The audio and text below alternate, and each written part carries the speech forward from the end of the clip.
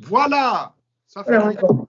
Nous avons la joie, quand je dis nous, parce que vous êtes plusieurs à regarder désormais ces interviews, d'accueillir aujourd'hui une amie que je connais, Francine Stucki. Bonjour. bonjour à vous et à vous tous. J'aime bien vous appeler, depuis que j'ai ouvert mon autre petit blog, avant c'était la Suisse romaine, parce que vous m'aviez énormément soutenu par vos prières et par vos conseils. Vous êtes une documentaliste absolument incomparable, et maintenant je vous appelle une pendolina. Non, c'est pour rire. Voilà, parce que vous êtes à Sion, n'est-ce pas? Dans les environs de Sion, on va dire, oui. De les environs de Sion. Et quel temps fait-il à Sion? En Valais, il fait toujours beau. Ouais, il fait toujours beau, même presque trop beau. Enfin bon, bref, on frise la sécheresse, mais c'est un détail par rapport au reste. Alors, c'est une joie de vous accueillir et de vous découvrir aussi parce que, en lisant vos posts aussi sur Facebook, vous avez un attachement à Notre-Dame de Lourdes. Alors, est-ce que vous pouvez nous en parler un peu justement de Lourdes et surtout en cette période voilà, où il y a des malades? Pour vous, Lourdes, qu'est-ce que ça évoque? Alors, pour moi, Lourdes, ça évoque beaucoup de choses.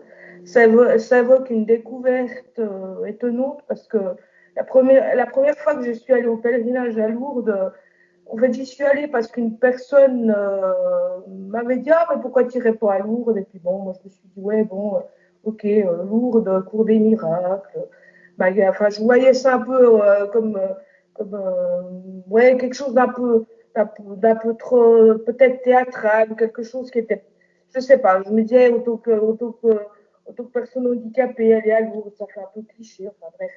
Et puis, je me suis dit, comme c'était quelqu'un qui faisait partie de l'église qui m'en a parlé, je me suis dit, bah pourquoi pas. Bon, bah, bref, de fil en aiguille, je me suis retrouvée à Lourdes en juillet 2014, et puis c'était la première fois, puis ça a de loin pas été la dernière parce que j'ai eu la grâce d'y retourner chaque année après, donc depuis 2014. Et puis c'est vrai que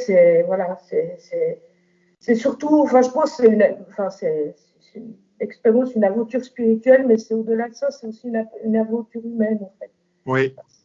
Parce que oui, il y a quelque chose de lourd qui est difficile, qui est sincèrement très difficile à décrire parce qu'on dit que c'est pas un joke, hein, c'est une réalité lourde, ça s'explique pas, ça se vit. Alors on peut l'expliquer un peu, mais c'est vrai qu'en pèlerinage à Lourdes ou d'être à Lourdes, c'est un endroit particulier de par les grâces qu'il y a eu des apparitions mariales, mais je pense aussi par rapport aux gens qui l'animent, qui le font vivre, parce que quelque part, c'est une grotte avec tout ce qui s'y est passé. C'est la chose la plus importante, mais je veux dire, le reste, c'est des êtres humains qui le font vivre, entre guillemets, etc. Et puis, avec des célébrations, et tout ça, des spirituels, bien évidemment, mais je pense que c'est d'abord des êtres humains qui se mettent au service de l'autre réellement, parce que c'est des gens qui sont, je veux dire, normalement, on paye pour être soigné, là, on paye pour s'occuper de nous, c'est-à-dire les malades, c'est-à-dire les personnes qui ont besoin d'aide logistique, j'allais dire, au quotidien, etc., et qui bénéficient de l'aide d'autres personnes qui ne sont pas forcément dans le domaine médical. Donc, c'est vraiment Lourdes, c'est vraiment quelque chose d'humain et de spirituel qui est complètement, qui pour moi est complètement hors norme. Enfin, je pense que beaucoup de gens qui ont été là-bas le diront un peu de la même manière. En fait, c'est quelque chose vraiment une atmosphère particulière. Donc depuis 2014, vous y êtes allé chaque année? Depuis l'été 2014, j'y suis allée chaque année. Ouais. Et 2020? Chaque année, je me dis, ah, mais bon, voilà, j'essaye que je m'inscris, que ce ne soit pas une espèce de routine quelque part, parce que voilà, c'est quand même, il y a vraiment un fil rouge aussi spirituel derrière, hein, en tout cas, de ce que j'ai pu vivre moi, personnellement. Mais c'est vrai que chaque année, je me dis, ah oui, mais pas s'inscrire là-bas comme on irait, je sais pas, s'inscrire une semaine balnéaire quelque part, enfin, il y a une démarche aussi intérieure et tout, et puis mais malgré tout, je m'inscris et chaque année que j'ai eu la grâce de pouvoir y aller, il y a des choses qui spirituellement se sont passées, voilà, en ce qui me concerne, personnes de mon entour. Enfin, voilà, il y a des choses, il y a une espèce de fil rouge quand même, si on reprend un peu l'histoire. Voilà, en ce qui me concerne, c'est le mot grâce, en fait. Ça peut être Grâce. ma grâce Oui. te suffit, rendre grâce, enfin voilà. Il y a plusieurs choses comme ça. Et puis oui, c'est vraiment ça redonne, oui, ça me redonne de la force, de l'espérance, parce que quand on revient de là-bas, on se dit, bah tiens, on n'est pas si mal loti que ça par rapport à d'autres personnes qui ont une situation médicale ou compliqué ou un handicap beaucoup plus important que le mien, etc. Puis, et puis, ce qui m'a beaucoup touchée, en fait, c'est l'engagement des jeunes, des gens jeunes. Enfin, je veux dire que ont une vingtaine d'années et qui prennent aussi une semaine de leurs vacances, Oui. une semaine de leur temps, qui se mettent au service du plus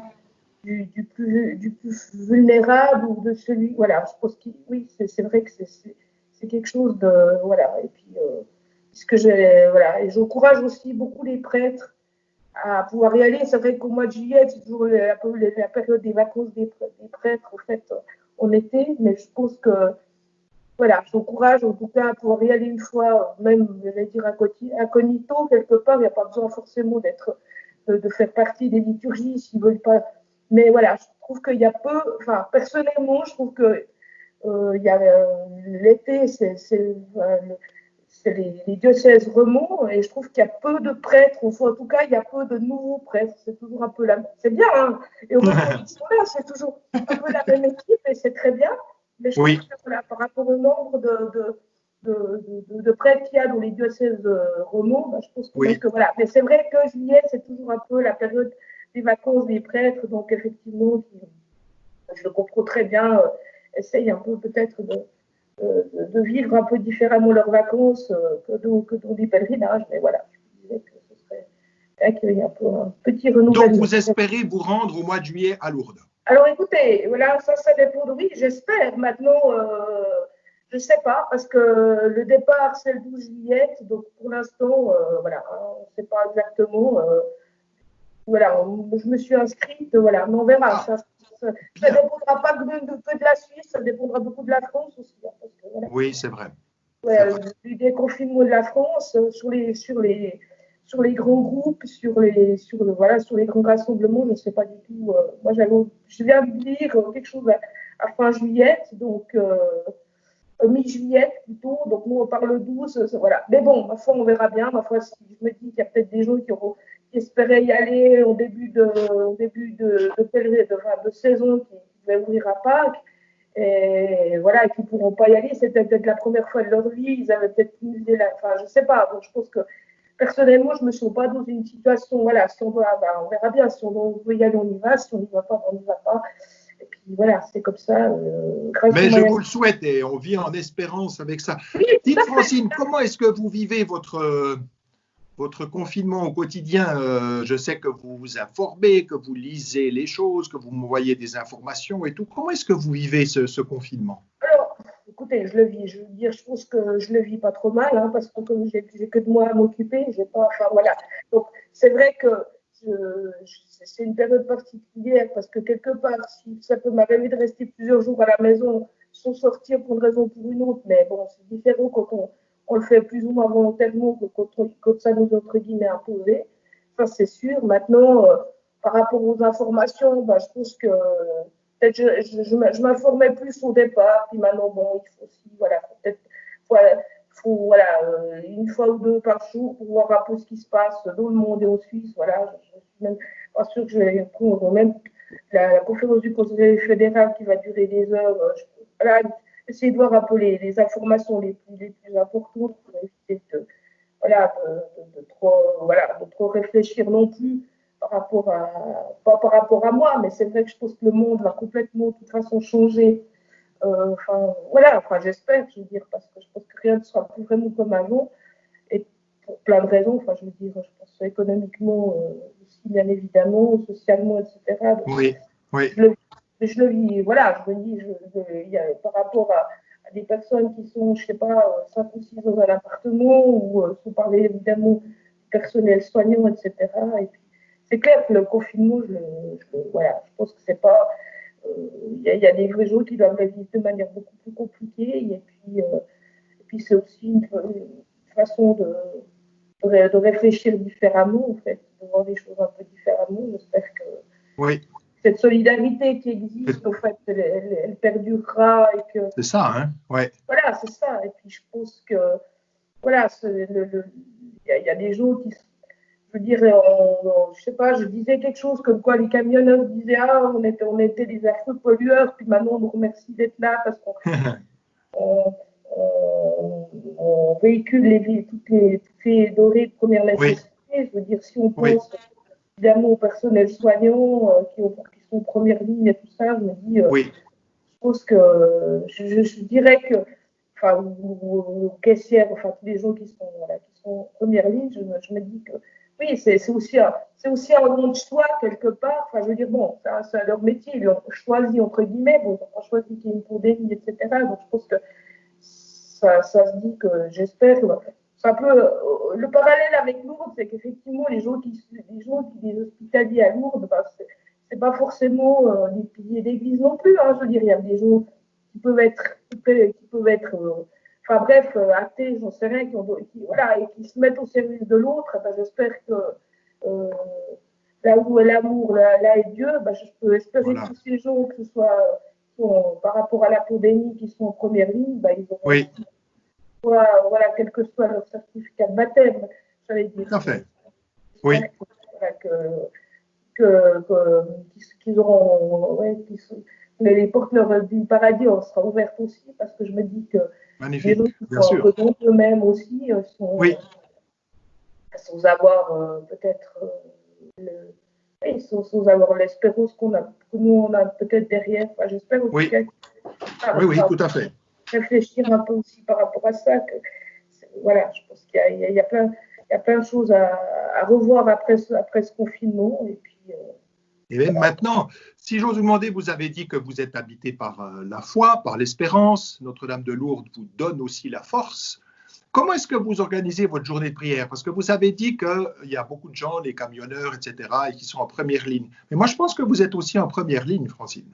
Oui, ben voilà, non, voilà, mais je parlais votre prière. Vraiment de manière très logistique par rapport à la pandémie, parce que de chez soi et d'attendre, c'est beaucoup moins, on est moins, je me sens moins en première ligne que ceux qui sont 12 heures par jour dans un service de réanimation en train de s'occuper du malade. Voilà, c'était ça. Mais par la prière, est-ce que vous pouvez nous dire comment, sans rentrer dans l'intimité, bien sûr, hein, c'est très intime la prière, mais comment est-ce que voilà, vous arrivez à prier le matin, la journée, et puis vous nous soutenez par tout ce que vous faites dans votre chez vous?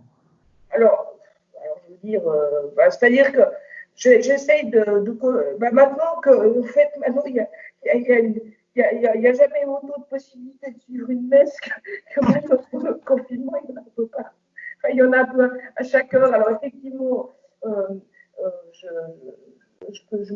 j'essaie de regarder celle à 10 heures qui est retransmise effectivement depuis Lourdes, on y revient, mais c'est retransmise sur KTO ou sur l'application de Lourdes pour iPhone, enfin smartphone. Donc là, il y a ça. Après, je prie un peu comme ça chez moi, et puis j'essaye des fois aussi à la fin de la journée des fois de finir aussi avec une messe qui est souvent celle de l'évêché qui sont dites à l'évêché de Lausanne, enfin par Monseigneur Moreau, Monseigneur de à Fribourg, là, oui. L'alternance, parce que comme voilà. Donc voilà, et puis autrement, le dimanche, il y a la messe avec le Monseigneur Levet, qui est votre évêque sur Canal 9. Et puis c'est vrai qu'effectivement, à Pâques, ça a permis ça m'a permis de voir aussi de suivre les célébrations, effectivement aussi depuis la Porte de Lourdes, parce que pour revenir là-dessus, c'est vrai que c'est assez impressionnant, que ce soit à Lourdes ou ailleurs, de voir les prêtres en fait célébrer la messe dans les églises, vraiment. Je parle par exemple Monseigneur Petit à Saint-Germain-l'Auxerrois, où au fond, ils sont quand même, bon, il y a quand même un ou deux prêtres, enfin, etc. Mais d'arriver, bon, ils savent qu'ils sont à la télévision, qui sont enregistrés, mais d'arriver quand même à parler, alors qu'au fait, quand après on voit la caméra, tout d'un coup on réalise, mais en fait, il n'y a personne devant. Oui. À s'exprimer comme s'ils avaient l'assemblée qui était là et puis qui n'est pas là, mais qui ne voit même pas les caméras. Si vous êtes, vous pouvez, enfin, je veux dire, vous n'allez pas regarder votre smartphone quand vous êtes au live, mais je veux dire, voilà, c'est différent. Là, je trouve que c'est étonnant comme ils arrivent vraiment à faire comme s'ils étaient, comme si l'assemblée y était là, mais elle n'est pas là.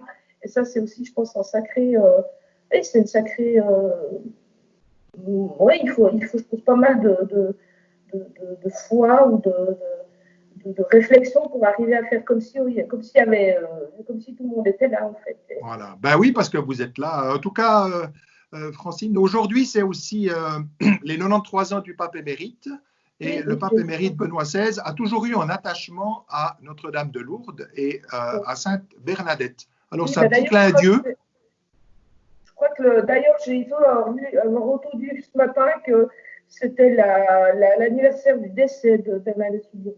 Après, je ne garantis pas à 100%, parce que j'ai vu ça en vitesse, ou entendu ça en vitesse, et si j'ai bien compris, ça doit être ça. Mais je ne sais pas pour l'année, je ne sais pas d'où est l'année. Extraordinaire, parce que vous êtes, merci en tout cas aussi, Benoît XVI y prie aussi pour vous depuis son confinement au Vatican. On soutient aussi notre pape actuel, le pape François. On a bien entendu l'appel que vous lancez à beaucoup de prêtres en Suisse romande à venir au mois de juillet à Lourdes. Voilà, bon, ce sera peut-être l'année d'après, parce que là, c'est peut-être un peu compliqué maintenant. Parce que il y aura plein de choses, les années pastorales, enfin, je veux dire, il y aura peut-être plein de choses. Enfin, en tout cas, voilà, peut-être, je ne sais pas, après, je sais qu'il y a beaucoup d'autres possibilités de pèlerinage. D'ailleurs, peut-être qu'au fond, ce confinement nous fera dire que, peut-être qu'au fond, on avait beaucoup de possibilités, de cours, de choses comme ça, puis qu'on n'avait peut-être pas oublié l'essentiel, je n'irai pas jusque-là, mais que cette espèce de routine, au fond, la messe n'est pas une routine, la communion n'est pas une routine, enfin, voilà, je pense que ça nous fera, voilà, je veux dire, le jour où, comme le dimanche de Pâques, toutes les églises, toutes les cloches ont sonné, c'est vrai qu'au moment où j'ai ouvert la fenêtre, et puis que j'ai entendu les cloches sonner le jour de Pâques à 10h, voilà, il y avait quelque chose. Voilà, il y avait quand même... Oui, le cœur s'est quand même un peu serré parce qu'on réalise quand même que c'est pas comme avant. Oui. Et que je pense que ça nous fera reprendre un petit peu conscience des grâces qu'on a de pouvoir aller à la messe aussi facilement. Et puis ça nous rapproche peut-être, toute proportion gardée, je dis bien, mais quand même un peu de cette situation de jeûne eucharistique, de jeûne de messe. Physique, si on ose dire, etc. Je pense que ça nous rapproche un peu d'une certaine manière, mais à 1/1000% seulement, de tous les chrétiens qui sont privés de sacrements pour X ou Y raison, pour la guerre, pour d'autres choses, ou des persécutions. Voilà. Je pense que je pense peut-être qu'on va réaliser les grâces qu'on avait de pouvoir faire ça aussi facilement. Et puis maintenant, oui. Là, je pense que ça va nous obliger aussi à revoir un peu certaines choses, peut-être, en fait. Mais bon, voilà, nous appeler à la conversion. Merci de nous avoir reçus chez vous, chère Francine. Merci pour tout ce que vous faites. On sent que vous avez un grand amour pour la messe. Pour la Sainte Vierge, vous avez parlé de la grâce. Elle s'est présentée comme la pleine de grâce, que je suis l'Immaculée Conception. Nous la prions pour vous. Merci pour tout ce que vous êtes, tout ce que vous faites. Et si je peux dire, c'est vrai que pour moi, en tant que prêtre, si je n'avais pas votre prière, j'arriverais moins à être au service des autres. Alors, merci de votre soutien. Merci pour toutes les informations aussi que vous me donnez. Je vous assure de ma prière et que Sainte Bernadette, qui est partie vers le ciel aujourd'hui, je pense que vous avez raison. En général, vous êtes toujours très bien informés. Eh bien, qu'elle intercède pour vous. Et puis, on se reverra prochainement. et aussi à Lourdes. Vous êtes interdiocésaine, vous suivez la messe à Sion, vous suivez la messe à Fribourg, puis après, vous nous avez déployé aussi pour le monde entier. Bonne Pâques. Merci, pour vous aussi. Au revoir. À tout bientôt et merci pour tout. Merci à vous.